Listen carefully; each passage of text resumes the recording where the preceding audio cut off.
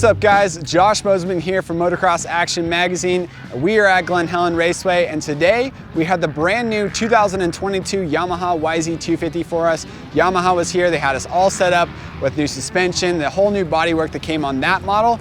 And we brought out our 2021 Yamaha YZ250 two-stroke to do some back-to-back testing from the new model that's all fresh and ready to go for us today, and also last year's model that's got graphics on it from when we were racing it. It's got a lot of time on it, it's got some different tires on it. We decided to bring both bikes out here. We wanted to pick apart what was different about the new model and really learn as much as we can. So we just posted our 2022 Yamaha YZ250 two-stroke tested video, and in that video I describe all the details about the new model, explain the updates that came on that bike that really hasn't changed much all the way since 2006. So if you guys haven't seen that video that we just posted recently, check it out in our description or click the link to check out the YZ250 two-stroke video for 2022. In this video, I'm going to be strictly talking about how the YZ250 feels compared to last year's model, and we're going to do a little bit of a lap time battle and share with you guys which model I was faster on. So let's dive into it.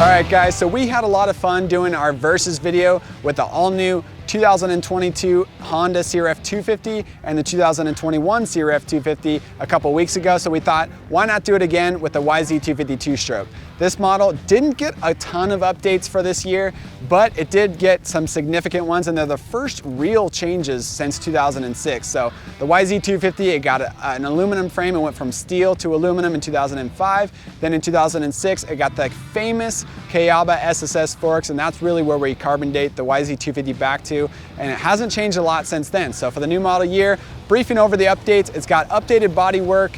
The engine is exactly the same, the frame is exactly the same. The brakes are a little bit stronger and lighter. The tires are now Dunlop MX-33 tires, and the suspension, now that's where all the big major changes are, and that's where the difference has been made, is the suspension on the 2022 YZ250 is a lot stronger and stiffer and holds up a lot more this year. Today we had MXA test rider Josh Fout alongside me going back to back on these models. So Josh, he's been helping us out for a long time. He's a mid-level, I'd say lower level intermediate rider. He's about 30. So we had his opinion versus my opinion on both bikes, going back to back on them. So the differences between the last year's model and this year's model, the bodywork has changed a lot. The seat is really where we felt the biggest difference. So first thing I noticed on the track, the new seat on the 250 stroke is 5 millimeters taller in the middle, but 6 millimeters lower in the front. So that basically makes it a lot flatter across the top, and makes you sit on top of the bike more rather than sitting into the bike. Comparing it to last year's model, yeah, you were sitting a little bit further in, the handlebars were a little bit taller, and it was more of a relaxed position rather than a racy position that really gets you up over the front end of the bike. Last year's YZ250 was super easy to ride, and the suspension has always been very plush and smooth on the YZ250, something that everybody's always loved on that bike. This year, for me, hopping on the new model, it was a lot stiffer. It's got a spring rate stiffer in the fork and a spring rate stiffer in the rear shock. So that bike holds up a lot more. The valving is also stiffer. So the new model is a lot stiffer in general, going back to back. So I was wondering if I was gonna be faster on the new bike or faster on the old bike. And you'll have to stay tuned to the end of this video to figure that out. So really breaking apart the suspension between the two models, which bike has better suspension? It kind of depends on which kind of rider you are. If you're a novice rider or you're a lighter weight, you might prefer last year's suspension over this year. It's a lot softer, more plush, it's easier to move through the stroke, where the new model for the YZ250 in 2022 is a lot more racy. It's a lot stiffer, it holds up a lot more, and it's definitely more balanced, which is great for a rider who's going fast, or great for a little bit heavier rider off the showroom floor. But if you're gonna ride with stock suspension, it's really a toss-up. For me, I preferred the new suspension and the holdup that it has, but I'm 175 pounds and a pro rider, where some of our other test riders I think would hop on both bikes and they might be more comfortable on last year's model. All right, Breaking apart the engine department and the power, which bike was better? Well, the new model is exactly the same in the engine department as last year. The only difference is the intake has a little more air coming to it. So Yamaha and Steven Tokarski and the guys explained that they thought that the new bike has a little bit more power, and it might even sound a little bit different.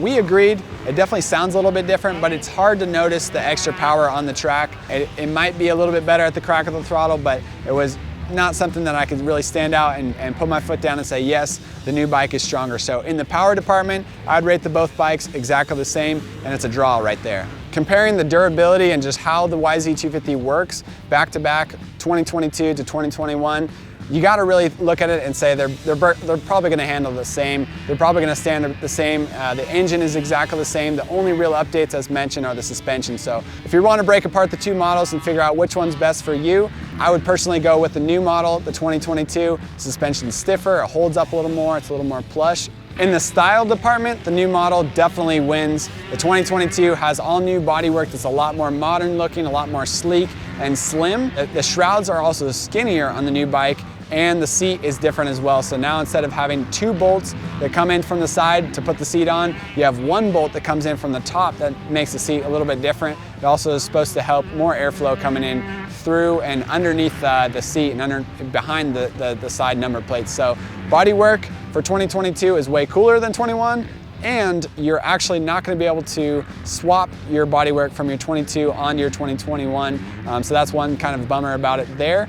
The fuel tank is also different to fit the new bodywork, so it's not going to swap between the two. So breaking apart these two models and trying to figure out what's different about the two bikes, it really dives down to suspension, brakes, and bodywork. Engine is the same as already mentioned, the exhaust is the same, the rest of the bike is exactly the same, so you're not getting a faster bike, but you are getting a bike that handles a little bit stiffer and a little bit more planted, a little more racy, and you're going to get a bike that looks a lot more modern as well. So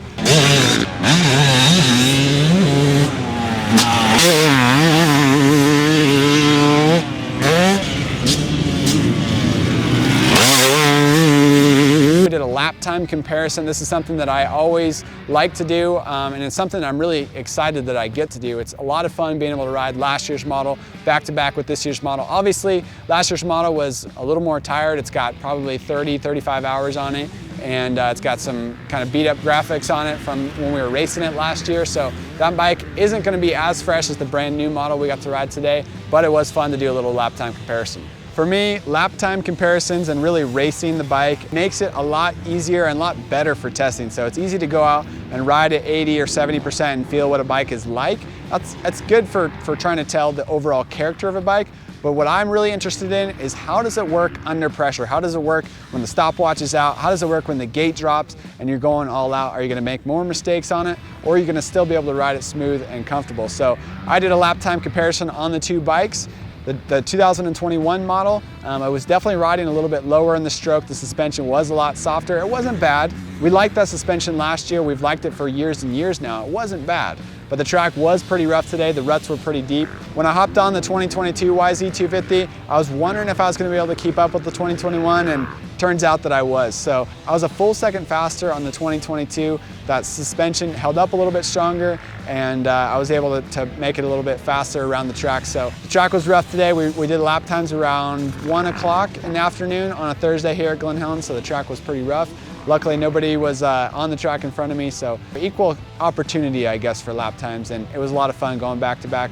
I expected to be a little faster with that stiffer suspension, but you should know that that's not always going to be the case for any rider. A novice rider that's not going as fast might like the plush suspension of last year's bike. Somebody that's lighter than me, they might like the plush suspension and the softer spring rates on the 2021 model. So those are things that you'll have to test yourself by adjusting the clickers, and also something that you can fix and really tailor to yourself by taking your suspension to your local suspension tech. So good times today testing both bikes back to back. I hope you guys like this versus video. If you haven't seen our 2021 versus 2022 Honda CRF 250 versus video. That bike had big changes, big engine updates. It got a lot lighter, things like that. So more things to talk about in that video than this one. But we still had a good time riding last year's and this year's YZ250s. If there are any bikes that you specifically want us to test back-to-back in a versus video like this, let us know in the comments on our YouTube channel. Check out motocrossactionmag.com, our website. We have all of our reviews, bike tests, product tests,